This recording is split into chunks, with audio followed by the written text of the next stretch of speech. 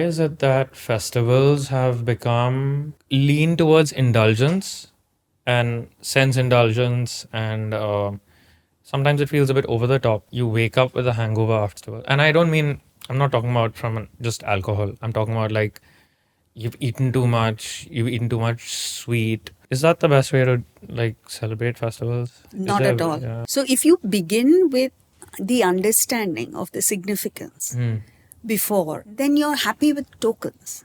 So like you don't have to eat excessively or drink excessively. Indulgence is happening because we have become a sensual generation. The world over, everywhere, every festival is associated with indulgence. Exactly. So whether it is Christmas or whatever. Across the board. So That's what the beauty of the spiritual path is, that it's like you're investing with guaranteed returns. There's no other investment that exists like that. yeah. See, that's the thing. In the world, you may earn a lot of money, you can lose it just like that. Yeah. But here, it is consistent. You defy even death. Yeah. Because you carry it forward. Yes. And this thing about fear, we're so fearful of so many things, which we need not be afraid of. When you say that, like, what do you mean? Oh, you're afraid that someone will take away your money. You're afraid that you might fall ill. You're afraid during COVID days, so many people suffered from just the anxiety. Paranoia. Yeah, for sure. And they never got COVID. Yeah. But they suffered. Yeah. So you're constantly obsessed with fear. And then it becomes irrational fear.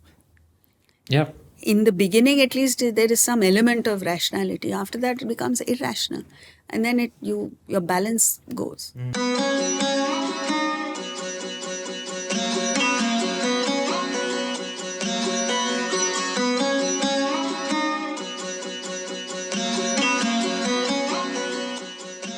Namaste and welcome to the 8th episode of our show on the Bhagavad Gita with Srimati Jaya, renowned teacher of Vedanta and also my mother.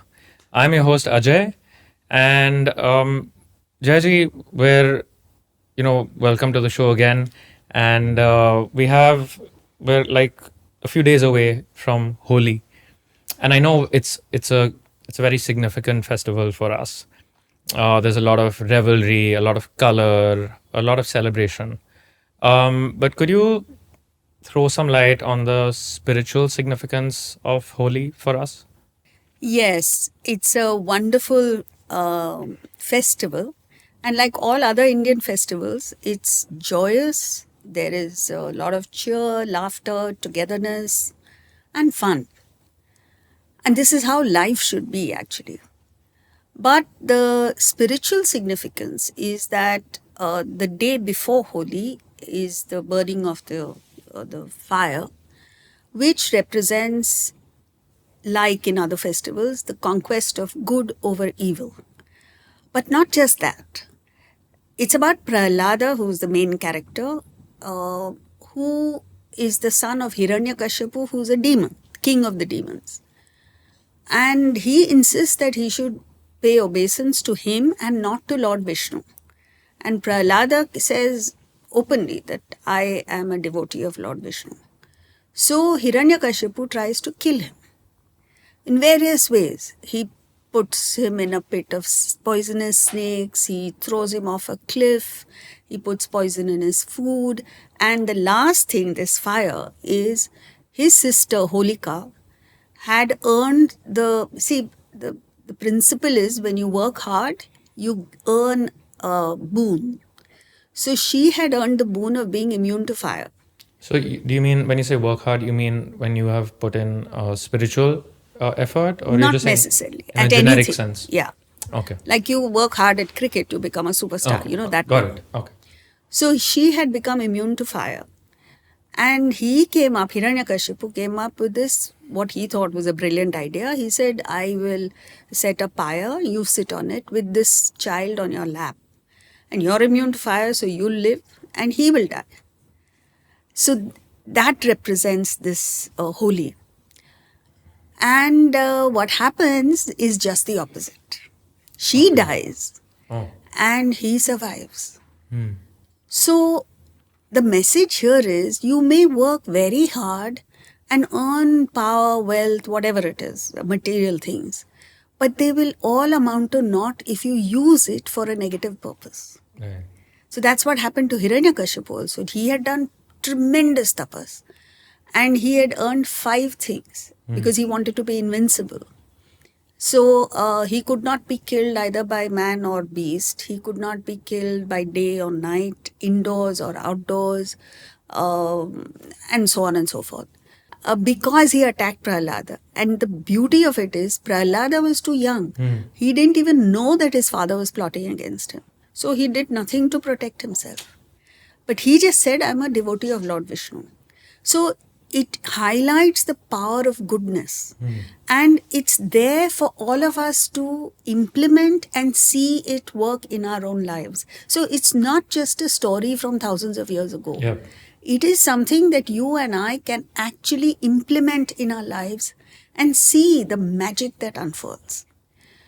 So he, in the end, the final thing is, he asks him, where is your Vishnu?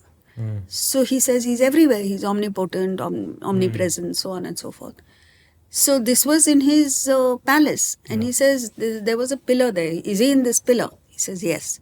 He smashes the pillar. And out of that pillar comes this horrendous half lion, half man form, Narasimha. Of Vishnu, of Lord Vishnu. Of Lord Vishnu. Okay. Who, so all the 5 boons that he had are gone. And he dies. Now when he dies, Prahlada is a son. So he becomes the king of the demons. And the amazing thing is, all the demons become righteous because of the influence of this one Prahlada. Yeah. So this is also a lesson for us. You see unrighteousness, we see corruption, we see all kinds of things going wrong, and we focus there. And then we're sending messages in our groups, all negative. Yeah. And our minds are filled with all of this. If you entertain a positive thought and you work on it, you change the world around. So this is the power of goodness. Yeah. But if accompanied by the intellect, see, otherwise what happens is we say, oh, but I was good, but I suffered. So we wrongly attribute the suffering to the goodness. It's because of lack of intellect that we suffer. So along with goodness, we must have a powerful intellect with which we can negotiate the travails of life, challenges of life. Like Krishna. Krishna is an epitome of assertive goodness. So there's a lot packed in this. Just as one festival of Holi. Yeah. So you've used the word good and goodness a few times, but what does it mean to be good? Yeah, good question. See, good means unselfish. Evil means selfish. Okay. So if I'm selfish, at all levels, I will create devastation. Like at the material level, I will cheat you of money or whatever. At the physical level, I'll take away your loaf of bread, maybe. There are parents who impose their views on the child. Like once I saw a parent pushing the child, little child, into the swimming pool. And it was a frightening experience for the child. So the child just was crying the whole time. Now, why can't you wait a little while till he grows into fearlessness? You know, that's that imposition of your will. Intellectually, we do that. Everyone must believe what I believe. So also spiritually. So, whereas the reverse is, you become a giver. There's an industrialist here in Mumbai who says that every vendor must also make a profit. Because otherwise the relationship breaks down and he goes bankrupt. Of course. And now we are taught, like every MBA student is taught to negotiate for a better price. So the whole thing changes when you become unselfish. That's the goodness. So I got that. Now you were talking about the night before Holi. There is the burning of the pyre. Is that correct? So what is you were talking about the significance of that in terms of the spiritual significance? What does that stand for? The burning is of what? Burning of your negativities, Hmm. burning of your selfishness at the pyre of goodness. Okay. But basically, it represents the story. And then another interpretation of that is Holi, because on the day of Holi, you play with colors. Right. So it refers to Krishna and Radha Hmm. and the devotion. So in Vedanta or in our culture, they speak of 5 types of devotion. One is when you first begin, you view God as a protector and you are the protected. So there's a distance. Then there is the Sakhya Bhava, which is eulogized as Sudama and Krishna. Hmm. So it's a much closer relationship where there is no asking. You just love and a friend forgives, a friend accepts, that kind of thing. The third is Vatsalya Bhava, which is about the mother towards the child, Yashoda, the gentleness in the attitude towards God, you know. Then the fourth is Madhurya, which Krishna and Radha represent. And that was such pure love that now, earlier they used to say Krishna Radha, then Radha Krishna. Hmm. And now they say only Radha, Krishna has dropped. You say Radhe Radhe. Hmm.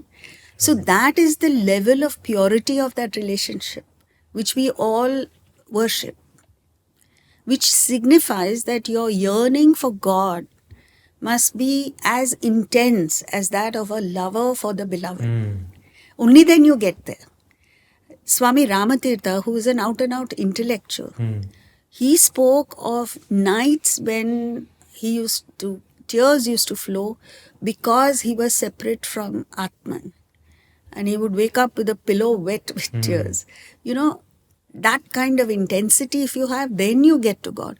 And our feeling is like once a year, once a week, you know, casual thought, Yeah. which is true in any field. Like Australian Open happened recently. Yes. And you see the intensity with which the finalists were playing. You can imagine what they've gone through for years. Yep. So it's not just the 4 hours that they played. So that intensity, if you have, then you achieve. So it's all, I mean, there's so much. You just have to dig a little and you get. Yeah. And what is the significance of the colors and the revelry and all of that? What does that mean? See, the story is that Krishna goes to his mother and says, "Why am I dark and Radha is fair?" Okay. So she gives him a method of overcoming his complex and says, "Go throw color on her." Okay. So in this interplay of color, you forget the differences. So what it means is when there is cheer, when there is laughter, when there is a togetherness, you forget the differences. Yep. You may be good at something, I may be good at something else. Yep. So there are no complexes, there's nothing to feel inferior about. And also, you don't look at surface things. Whether you're fair or dark doesn't matter. It's what you are within yourself that matters.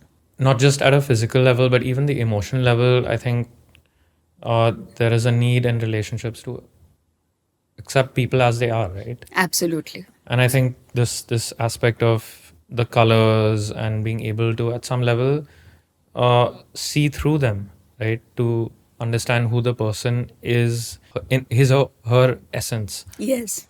And the way it was earlier, it was just a fun. It was a fun way of having a good time, of being together with different people. Now it has taken on different. Yeah, I mean, like sometimes I wonder why is it that festivals have become lean towards indulgence and sense indulgence, and sometimes it feels a bit over the top. And it's like you wake up with a hangover after a festival. And I'm not talking about from just alcohol. I'm talking about like you've eaten too much sweet or Excess. sugar, like this, you're just recovering from excesses. Is that the best way to like celebrate festivals? Not at all. Yeah. So. So if you begin with the understanding of the significance before, then you're happy with tokens.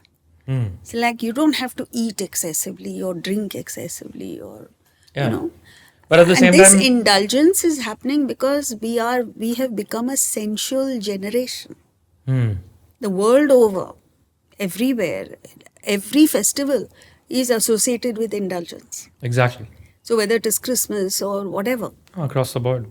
So At the same time, you don't want to throw a wet blanket on a happy occasion. It's like, how do you get the balance between the two, right? You don't want to be like, oh, how can you do this? It's a festival. Like, a festival is to be enjoyed also, no? absolutely. So what is happening is that a few people see the indulgence and are put off by it, and so they stop completely. They don't like Diwali is like just another day, or Holi is another day. Yeah. It No, that's shouldn't another be like extreme. that. That's the That's extreme. another extreme. But if the middle path is where you understand the significance and it means something to you, and so you you celebrate, you enjoy it, but you don't go over the top. So basically, you must use again here your intellect to determine which path you want to choose or you want to follow. Yeah, makes sense. And the subtler you get, the less manifestation you need. So you may not need to actually play with colors, but you understand the spirit behind it. Yeah, I think that makes sense. Before we begin our study of the Gita, shall we start with the opening invocation? Sure. Yeah. Om Sahana Vavatu Sahana Bhunaktu Sahaviryam Karavavahai Tejasvinavadhitamastu ma vidvishavahai. Om Shanti Shanti Shanti. We're in chapter 2, and I'm just going to read the translation of verse 40 of chapter 2. And it says, "Here there is neither loss of effort nor counterproductive effect. Even a little dharma will protect you from great fear." So could you explain this to us, and how can we apply this lesson in our lives? Yeah, see, in verse 39, he says, I have explained the knowledge. Now I will move to Karma Yoga, which is action. Yeah. So when he says here, he means in Karma Yoga. So what is Karma Yoga? Karma Yoga is, first of all, fixing a goal beyond your selfish, self-centered interests. So you have a sense of purpose. And then investing all your efforts in the pursuit of that goal. So when you do that, you're using both the mind and the intellect. So the intellect focuses the goal and the mind pours out its affection or love towards the goal. So what happens then is there is no loss of effort. Now, normally what happens is that we are driven by likes and dislikes, desires. So one day I desire something, I run after that. Second day something else. So as a result, there is dissipation of energy. So you're indulging, you're not focusing, all of that happens. And counterproductive, like one day you go this way, next day you go reverse. Because your desires are like that. So here it doesn't happen. You're single pointed. Here as in the spiritual path. In the spiritual path and specifically in Karma Yoga. Because you're acting. You're acting unidirectionally. So you gather power rather than dissipate. And thoughts have power. So it's not just action. If you think consistently of a thing, it actually materializes. Meaning you naturally act also. Manifesting. Manifesting. So, and then he says, even a little dharma means spirituality, protects you from great fear. Now, fear happens because it's an aberration of desire. Mm. When desire is obstructed, you get angry. When desire is fulfilled, you're afraid that you lose what you have acquired. Okay. So, because you're not acting on desire, there is no fear. You have the confidence that whatever you deserve, you will get. Yeah. And you really don't want anything. Mm. So, you're in a happy space with karma yoga, with the spiritual path. That's what he's saying. Yeah, and he says even a little dharma will protect you. So isn't that really? I mean, we're not asking everyone to become self-realized souls, right? I don't think that's what even he's saying. He's saying even if you do a little bit of sadhana or spiritual practice, even if you do that, that will kind of save you, right? And I think, from my experience, I definitely feel that, any little, even if you spend 5 minutes in the morning or 10 minutes, it's not even like you don't have to sit and for hours in meditation, all of that. You spend 5 or 10 minutes just in the morning thinking about or exposing yourself to something positive, something uplifting, something to reflect upon. And if you do that consistently over a period of time and you make it a daily habit, it can change your life. Right? Absolutely. And that's what the beauty of the spiritual path is, that it's like you're investing with guaranteed returns. There's no other investment that exists like that. Yeah. I just thought See, that's that the was- thing. In the world, you may earn a lot of money, you can lose it just like that. yeah. Your health, you lose everything, power. But here, it is consistent. You defy even death Yeah. because you carry it forward. Yes. And this thing about fear, we're so fearful of so many things, which we need not be afraid of.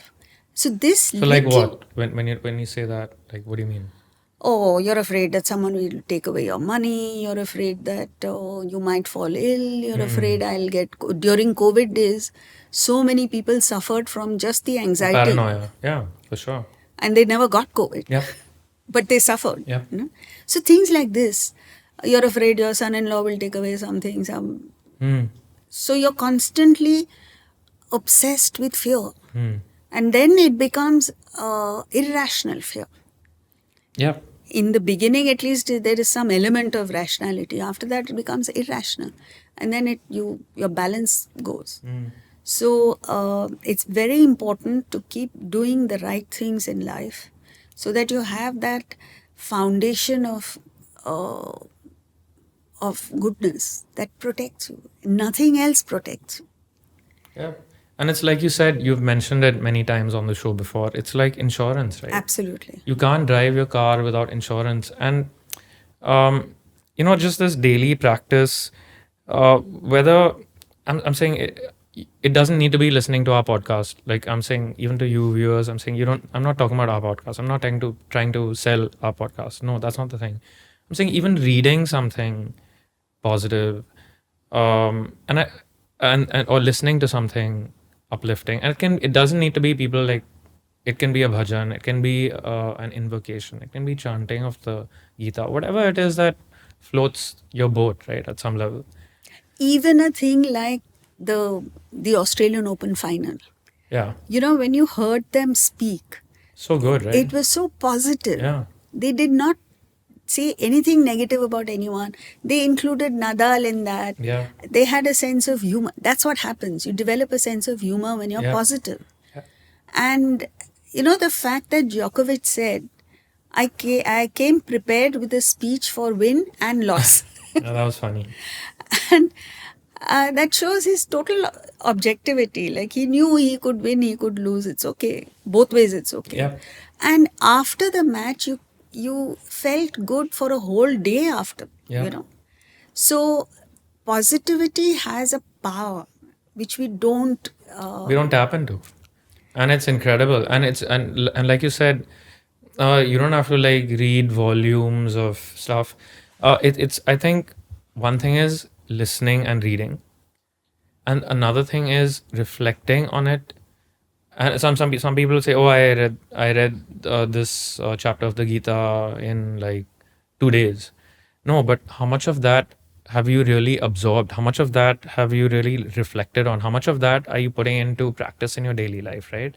That's what matters. I mean, better than reading one chapter in 2 days, better to implement one verse, one lesson of the Gita in your life, and that's the game changer, See, right? simple thing like you fall ill. You feel miserable. You kind of drown in that, sink in that. One thought, I am not the body, is enough to just pull you out of it. And then you actually feel better. Yeah. So it's the participation of the mind, or the role of the mind is so pervasive that if you just make that slight shift in Yep. your mind, you can meet with anything. Yep. I think all of us need to put this practice, include it into our daily lives, because that's the only way to make real spiritual progress. And it must be introduced in childhood. Yeah. Not in retirement. Because now what happens is everyone, I mean, we're not now, but like the overall thing is, like old people will read the Gita in their retirement, and it's a feel good kind of thing. But it's not. It's not a preparation for death. No, it's a it's preparation essential. for life. Exactly. So It's a prerequisite. yes. It's like when you go to university, you want to do calculus. There's a pre-calculus prerequisite, right? It's as basic as that. You can't go through life. It's like, I mean, it's like we've spoken about this. It's the manual for life, right? Yeah. You try to use a washing machine without reading the manual, you're gonna mess it up. That's how it is. It's the same And we're thing. messing up bad. Yeah. Big All time. of us, and I include myself. All of us. It's just a question of how can we now make adjustments. See, wherever anybody has a problem, you trace it back. It comes down to just lack of self-management Yeah. and Anything, ignorance. right? Any issue. Anything. Any issue. So there is nothing beyond your control, in a way. You control your thoughts, your attitude, you've controlled the world and your life. Yeah. Now, I think with that really powerful thought, we'll move on to verse 41. And I'll read out the translation again. He says, Lord Krishna says, O Kuru Nandana, joy of the Kurus, the intellect is determined and focused in this. The thoughts of the undetermined are scattered and endless. He's talking about the difference between the intellect and the mind. Okay. So if you live your life based on just likes and dislikes, then you are in that scattered state. You're a scatterbrain. Even in English, you say that. One day you're doing this, next day you're doing something else, one day some. And then if you look at our actions, physically we're tired. Every person goes back home tired. Yeah. If you were to ask yourself, what have I done to be tired? It's not like a farmer working in the fields. Yeah.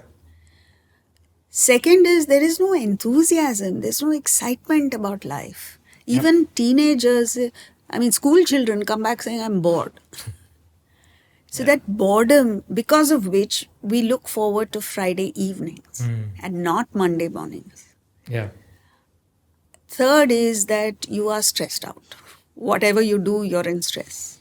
When you operate out of the mind. Yes. Yeah. Then the result is not commensurate with the effort that you put in. So a lot of us work hard and say, where's the success? It's not coming. Yeah.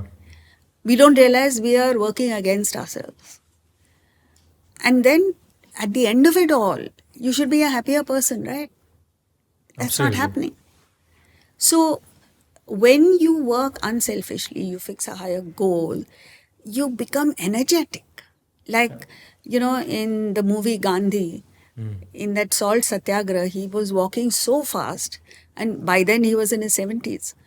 And a young American journalist couldn't keep pace with him. He asked him, where do you get your energy from? And he shrugged his shoulders. He couldn't understand how the American is, tired. Yeah. Then every morning you wake up exhilarated because you have something to do. Yep. You don't have stress. Because like we spoke of Djokovic. Whether he won or lost, it didn't matter to him, really. He was still happy. He wasn't sitting there crying. Yeah. Because your goal is beyond what you're working for. I mean, the transcendental. So it doesn't matter.